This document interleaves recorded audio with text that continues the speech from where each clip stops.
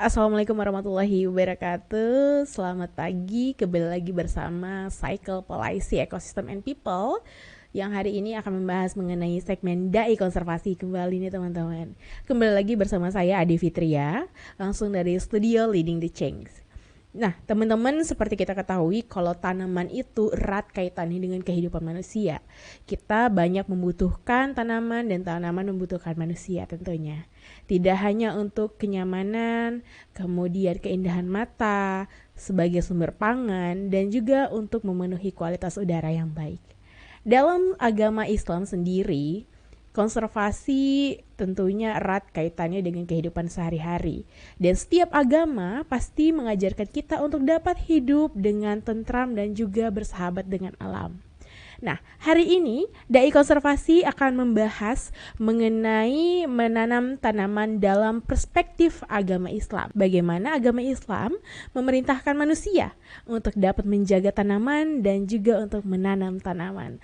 Langsung saja Ustaz Alif Ma'luf Al-Maduri akan membahas mengenai menanam tanaman dalam perspektif agama Islam. Mari kita simak bersama. Assalamualaikum warahmatullahi taala wabarakatuh. Alhamdulillah wassalatu wassalamu ala rasulillah Muhammad ibn Abdillah wa ala alihi wa sahbihi wa mawalah. Puji Tuhan, segala puji bagi Allah, Tuhan yang Maha Pencipta, yang Maha Esa, yang Maha Kuasa, yang telah menciptakan bumi, langit, beserta seluruh isinya untuk kita semua sebagai fasilitas untuk kita semua, makhluk-makhluk Allah Tuhan yang Maha Esa, termasuk kita makhluk yang paling sempurna, yaitu manusia. Laqad khalaqnal insana fi ahsani taqwim. Sungguh aku telah menciptakan manusia itu dalam format, dalam bentuk yang paling bagus dan paling sempurna. Baik Besti, Mas Bro, Mbak Sis, dan semuanya, salam dari kami Dai Konservasi.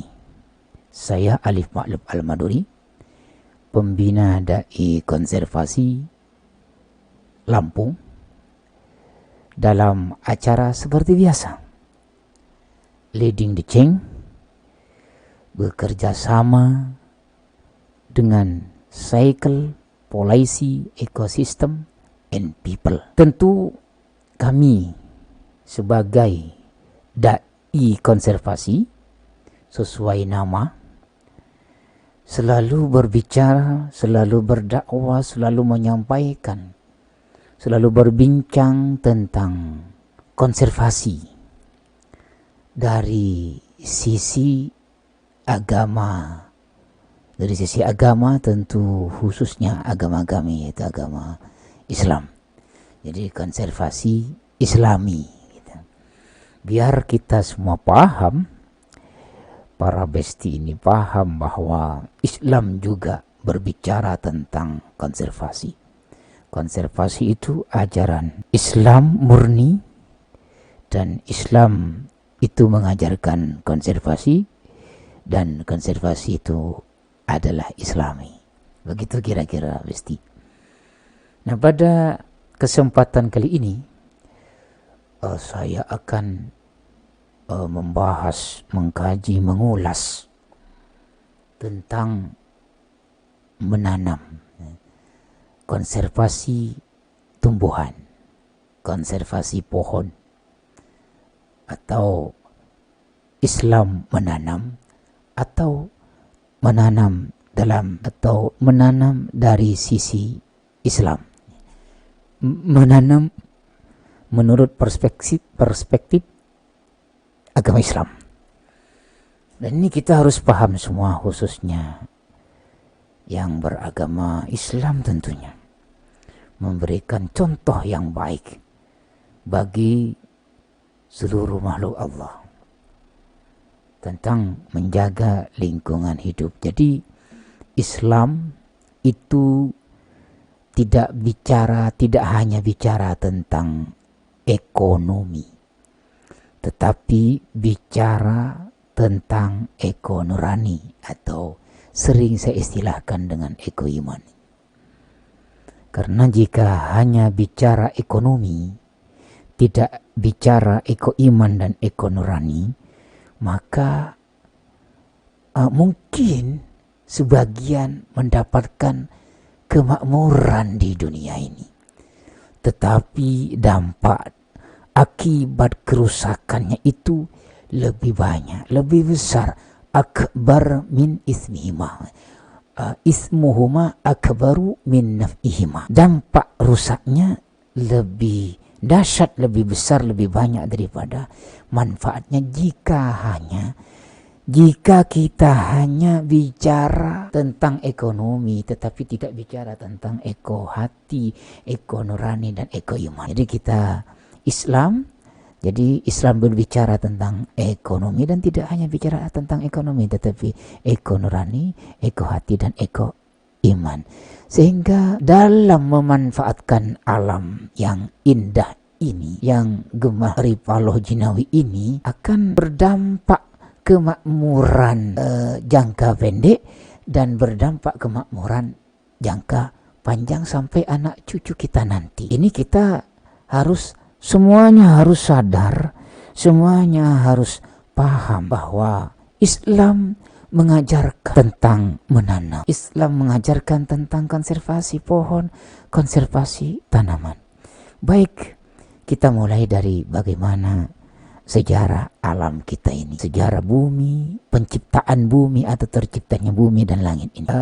Dalam kitab sejarah, dalam kitab-kitab hadis atau berita dari Nabi Muhammad Sallallahu Alaihi Wasallam, saya pernah membaca sebuah hadis dari saya kutip dari kitab Sahih Muslim dan kitab Mustadrak Al-Hakim, bahwa diceritakan di situ bahwa kanallahu wala syai'a qablahu.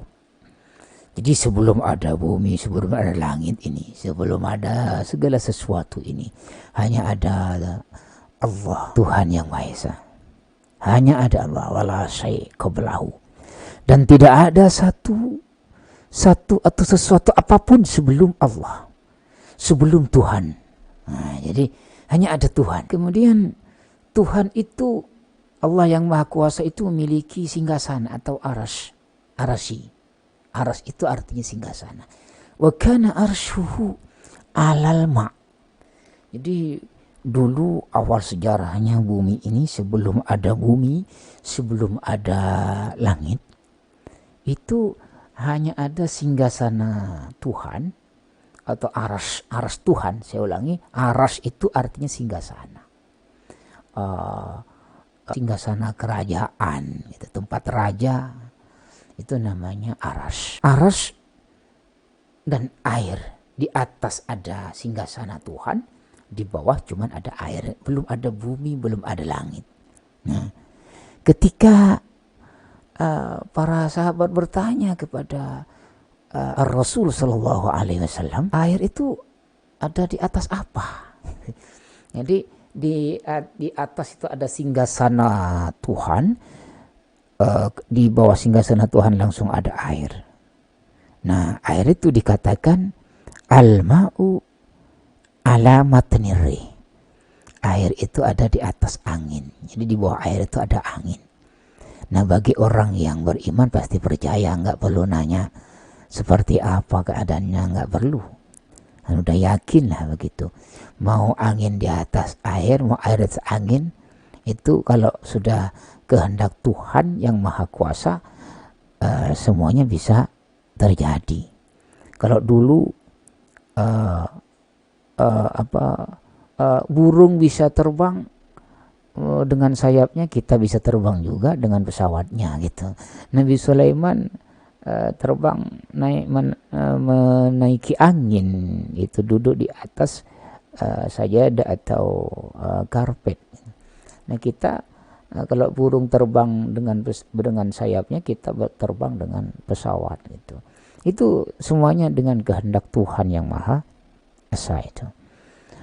Kemudian Tuhan yang Maha Esa itu menciptakan bumi. Dari apa bumi itu? Dari air. Bumi itu tercipta dari air. Nah, di bawah bumi ini masih ada air. Gitu. Di bawah air juga ada angin. Gitu. Nah, sebelum menciptakan bumi, Tuhan yang Maha Esa itu menciptakan takdir. Ditakdirkan semua apa yang akan terjadi. Terus takdir segala sesuatu itu ditulis sebelum Tuhan yang Maha Esa menciptakan bumi. Nah, setelah menciptakan bumi, jadi air itu diaduk menjadi bumi. Kemudian Tuhan yang Maha Kuasa, yang Maha Esa ini menciptakan langit. Sama-sama 7 lapis. Bumi 7 lapis, langit juga 7 lapis. Nah gitu. Setelah Tuhan menciptakan bumi, karena bumi ini ada di atas air, jadi goyang bumi itu. Ya, kayak gempa gitu. Kayak gempa. Jadi gempa itu dari dulu lah. Semenjak Tuhan menciptakan bumi, ya sudah goyang buminya memang karena di atas air. Nah, diteliti lagi, menurut penelitian ada di atas lempengan gitu. Nah, air itu di atas, ada yang mengatakan di atas angin langsung, ada yang mengatakan di atas ikan gitu. Jadi mudah sekali Tuhan itu menggerakkan bumi ini, menciptakan gempa ini sangat mudah sekali gitu. Nah, di hari Sabtu, khalaqallahu azza wa jalla at-turbata yaumas sabt. Allah menciptakan bumi itu di hari Sabtu. Di hari Sabtu, kemudian Tuhan menciptakan gunung di hari Ahad. Ahad itu satu namanya. Sabtu itu putus artinya. Jadi di hari Sabtu Tuhan menciptakan bumi karena buminya goyang. Jadi bagaimana supaya bumi tidak goyang? Tuhan menciptakan gunung. Ini perhatikan Besti ya. Fungsi gunung ini supaya buminya tidak goyang, tidak bergerak. Kalau gunungnya habis, buminya bergerak, goyang. Seperti pada awal penciptaan bumi, goyang. Saya ulangi lagi, ketika Tuhan menciptakan bumi ini goyang, karena bumi ada di atas air. Air itu di atas angin. Nah, maka Tuhan menciptakan gunung. Setelah Tuhan menciptakan gunung, di mana-mana ada gunung, ada bukit, ada gunung, gundukan itu. Fungsinya Tuhan menciptakan gunung itu sebagai autad. Autad itu supaya bumi paku, supaya bumi tidak bergoyang gitu. Penguat ini autada ini autad itu. Jadi setelah Tuhan menciptakan gunung, bumi diam, nggak bergerak lagi. Nah nanti pasti kalau gunungnya nggak ada, buminya bisa bergerak, bisa bergoyang.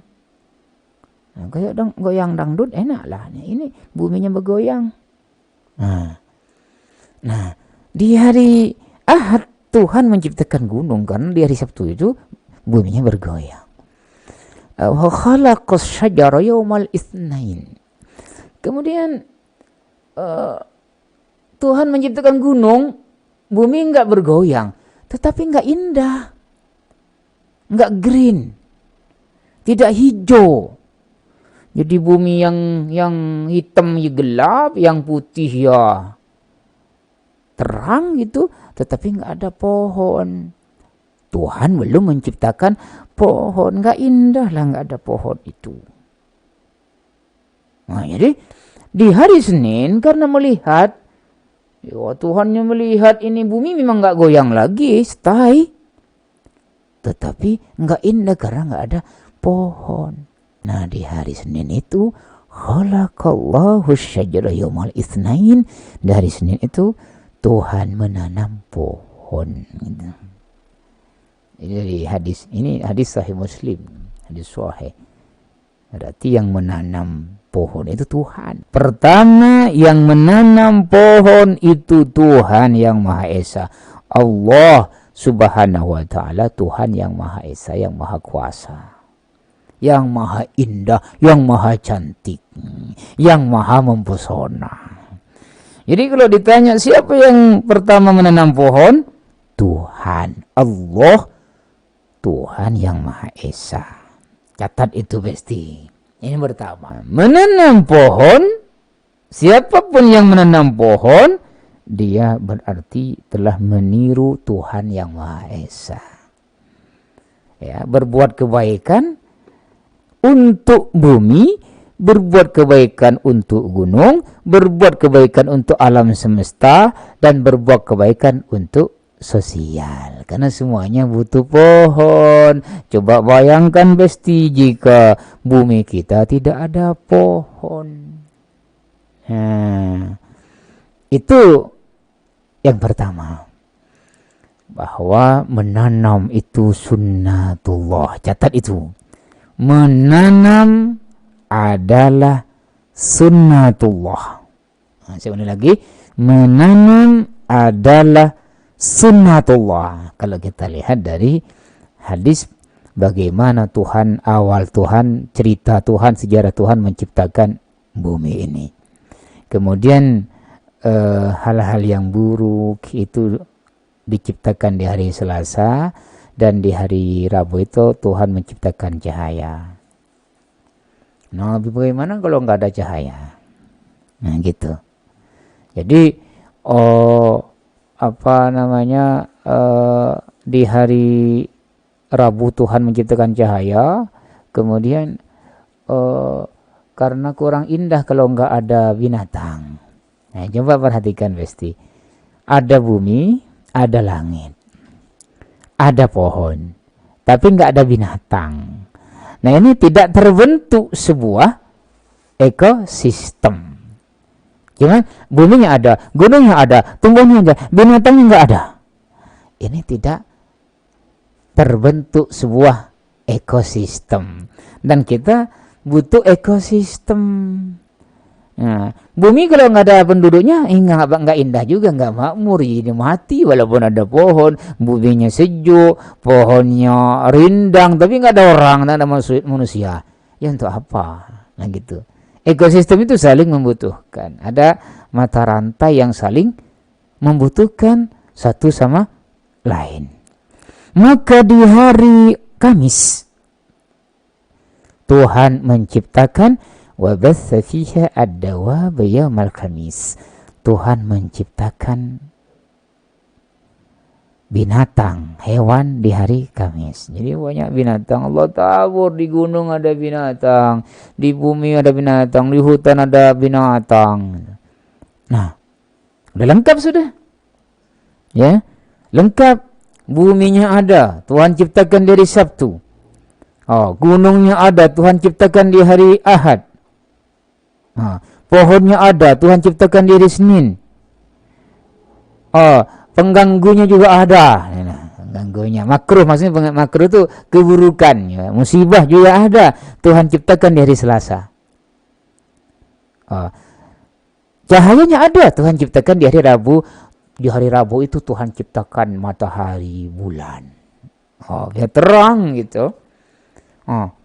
Setelah terang, maka di hari Kamisnya Tuhan ciptakan binatang. Nah, lengkap sudah. Ada bumi, ada langit, ada gunung, ada pohon, ada tumbuh-tumbuhan, ada binatang. Nah, orangnya nggak ada, manusianya. Malaikatnya ada, jinnya ada. Yang nggak ada manusia. Nah, maka Tuhan ciptakan manusia, ciptakan Nabi Adam di surga di hari Jumat. Tepatnya ba'dal asri, setelah asar. Setelah asar di hari Jumat Tuhan menciptakan manusia. Pertama manusia yaitu Nabi Adam. Nah, sebagai khalifah. Ini ja'ilun fil ardi khalifah. Aku ciptakan manusia di muka bumi ini sebagai khalifah, pengganti, penerus untuk memakmurkan bumi. Gitulah. Jadi lebih tua tumbuhan daripada kita, daripada manusia. Lebih tua gunung, lebih tua air, lebih tua bumi daripada manusia. Tugas manusia ini memakmurkan, mengambil manfaat daripada alam, dan manusia menjaga, memelihara alam, sehingga alam memberikan yang terbaik untuk manusia. Saling membutuhkan. Bumi butuh manusia. Kalau nggak ada manusia, nggak makmur buminya. Manusia butuh bumi, alam butuh manusia, manusia butuh alam, binatang butuh manusia, manusia butuh binatang. Jangan saling tangkap, jangan saling kurung, jangan saling menyakiti, jangan saling mengganggu. Itu perintah Tuhan, itu perintah agama, khususnya agama Islam. Nih, muslimin muslimat nih, besti-besti nih, atau para agamis, orang-orang yang punya agama ini. Tuhan kita itu menciptakan bumi, telah kemudian menciptakan gunung, pohon, binatang, dan kita semua manusia. Tidak bicara agama dulu Tuhan itu. Ya, ini ja'ilun fil ardi khalifah. Aku akan menciptakan khalifah di muka bumi ini, manusia. Nah, belum bicara agama. Kenapa? Pertanyaannya, karena kita sekarang ini bicara pohon, bicara menanam. Islam menanam, Islam menjaga tanaman, dan menanam itu bagian dari Islam. Nah, tadi itu poin yang saya sampaikan tadi, bahwa menanam itu adalah sunnatullah, karena Allah lah pertama yang menanam di muka bumi ini. Jangan kau habisan tanaman Allah itu, nanti Allah marah, selesai kita. Nah, tujuannya apa Allah menciptakan tanaman pohon di muka bumi ini? Nah, saya ulangi lagi tadi, Tuhan Allah yang Maha Esa menciptakan pohon di hari apa? Di hari Senin. Untuk apa? Nah, di sini disebutkan kalau dalam kitab suci Al-Qur'an. Tapi percayalah semua agama ya, percayalah dengan Quran, karena Quran itu intisari daripada Injil. Injil intisari daripada Zabur itu, kitab Zabur itu intisari daripada kitab Taurat. Intinya pelengkap semua. Quran tidak pernah mendustakan kitab-kitab sebelum Quran, tidak pernah mendustakan Taurat. Musaddiqan lima baina yadayhi. Quran itu membenarkan apa yang ada di Injil, apa yang ada di kitab Taurat. Nah, jadi dalam kitab suci Quran ini disebutkan bahwa fungsi pohon ini sama-sama beribadah kepada Tuhan yang Maha Esa. Pohon itu beribadah, pohon itu sholat, pohon itu bertasbih. Kullun qad alima sholatahu wa tasbihahu. Alam tara anna Allah yasjudu lahu man fis samawati man fil ardi. Ini ayatnya. Wasyamsu wal qamar wan nujumu wal jibal wasyajaru wad dawab. Jelas di surat Al-Hajj ayat 18 itu. Alam tara. Ya, perhatikan. Alam tara. Kamu melihat enggak? Melihat Tuhan. Kamu mikir enggak? Nah, gitu. Makanya di sini katakan alam tara. Coba kamu lihat. Apa kamu enggak melihat? Annallaha, sesungguhnya Allah Tuhan yang Maha Esa itu, yasjudu lahu man fis samawati wa man fil ardi, bahwa semua yang ada di langit, semua yang ada di bumi, semuanya pada sujud kepada Allah Tuhan yang Maha Esa. Semuanya sujud. Ya. Apaan yang sujud? Semua, langitnya, buminya, wasyamsu wal qamar, matahari. Kenapa matahari tenggelam? Sujud dulu. Matahari tenggelam, sujud ke hadapan Tuhan yang Maha Esa. Bulan, makanya bulan hilang, muncul, itu habis. Nah, itu sujud kepada Tuhan yang Maha Esa, muncul lagi, gitu, ada tugas lagi itu. Nah, wan nujum, bintang-bintang, kadang si bintang itu semuanya sujud kepada Tuhan yang Maha Esa. Wal jibal, gunung juga. Wasyajar, dan pohon-pohon, tanaman-tanaman, wajawaban, sebinatang, semua langit, bumi dan isinya semuanya sujud, sholat, bertasbih, istighfar kepada Tuhan, Allah Tuhan yang Maha Esa. Ini fungsinya. Artinya apa? Kalau kata ayat 18 surat Al-Hajj ini, salah satu fungsi bumi, adanya bumi, gunung, binatang, pohon, ini setidaknya bisa mengurangi murka Allah. Pohon-pohon ini mengurangi murka Tuhan yang Maha Esa. Adanya gunung ini mengurangi murka Tuhan yang Maha Esa. Nah, kalau manusia ada sebagian yang tunduk, ada yang tidak tunduk. Tapi kalau makhluk selain manusia, semuanya tunduk. Ataina ta'i'in. Langit berkata, bumi berkata, kami datang ya wahai Tuhan, kami datang kepadamu Tuhan dalam keadaan ta'i'in, tunduk. Nah, ini fungsi pertama, kenapa Tuhan menciptakan pohon, menciptakan tumbuh-tumbuhan. Kemudian besti ada hadis juga. Ya, hadis Nabi Ar-Rasul sallallahu alaihi wasallam. Dikatakan di situ Ar-Rasul Nabi Muhammad Ar-Rasul sallallahu alaihi wasallam bersabda, la yaghrisu muslim ghursan fa akala minha insanun aw ta'irun aw bahimatun kana lahu fihi ajrun. Orang Islam, nih perhatikan.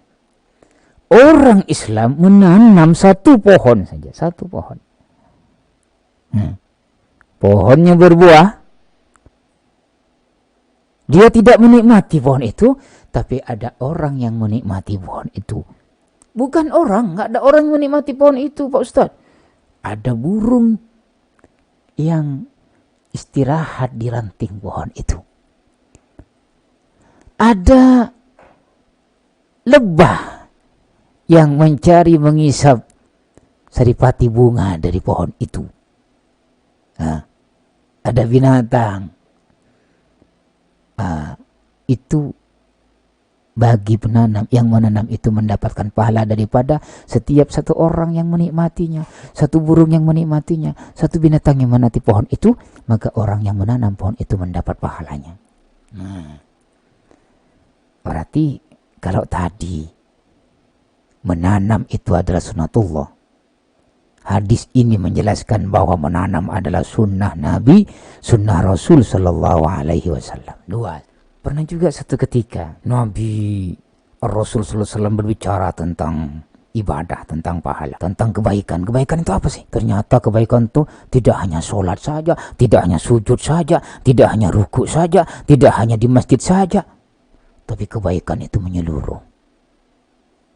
Kebaikan itu menyeluruh. Baca tasbih juga kebaikan, istighfar juga kebaikan. Nah, nunjukin alamatnya. Ada orang kebingungan mencari alamat. Di situ Pak, di situ Bu, di situ Besti. Itu juga pahala. Itu juga sedekah. Itu pahala dan itu sedekah. Nah, ada wa fi butni ahadikum sadaqah wa fi kulli radbatin ajrun. Kamu nyiram tumbuhan, itu pahala. Kamu menyiram tumbuhan, itu pahala. Kamu siram itu bunga, itu pahala. Li kulli radbatin ajrun wa fi kulli radbatin ajrun. Dan di dalam setiap yang hidup kita kasih makan, ya. Burung jangan ditangkap burungnya, jangan disangkar burungnya, dikasih makan. Caranya bagaimana caranya?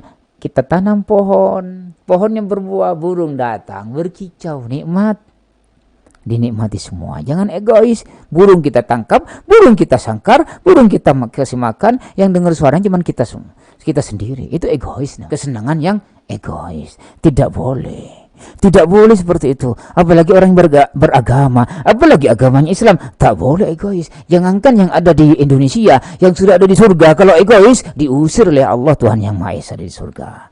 Enggak ada tempat di surga bagi orang sombong, itu bagi orang egois. Tidak ada tempat bagi orang yang egois di surga. Out. Udah ada itu. Kalau nggak percaya buktikan jadi egois, nanti nggak bakalan masuk surga. Nah, karena di surga itu orang-orang yang tidak sombong, tidak egois, yang bersih hatinya. Berulang-ulang Nabi bersabda, kamu nanam pohon, satu pahala, dapat pahala.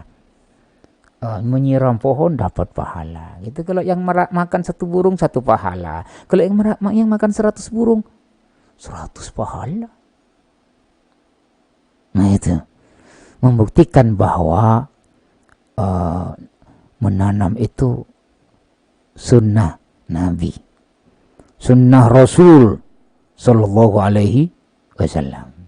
Nah, jadi kesimpulan pembicaraan kita ini pasti pertama bahwa menanam itu sunnatullah, menanam itu sunnah Nabi Muhammad Sallallahu Alaihi Wasallam, dan menanam itu perintah Allah Tuhan Yang Maha Esa, dan menanam itu bagian dari Islam. Islam cinta menanam. Islam menganjurkan untuk menanam. Menanam sunnatullah, menanam sunnah Rasulullah, dan menanam satu pohon sama seperti menanam satu pohon di surga. Menanam satu pohon di muka bumi sama dengan menanam satu pohon di surga. Itu mungkin Besti yang bisa saya sampaikan. Saya Ustadz Ali Ma'lub Al-Maduri, pembina Dai Konservasi Lampung, bekerja sama dengan Cycle Policy Ecosystem and Power di dalam acara Leading the Change.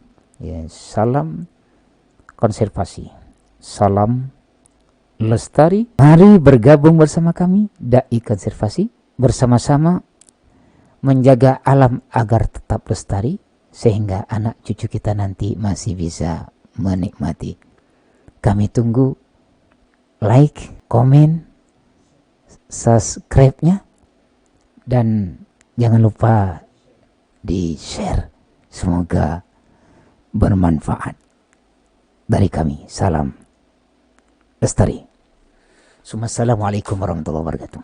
Ya, teman-teman semuanya, telah kita simak bersama mengenai menanam tanaman dalam perspektif agama Islam.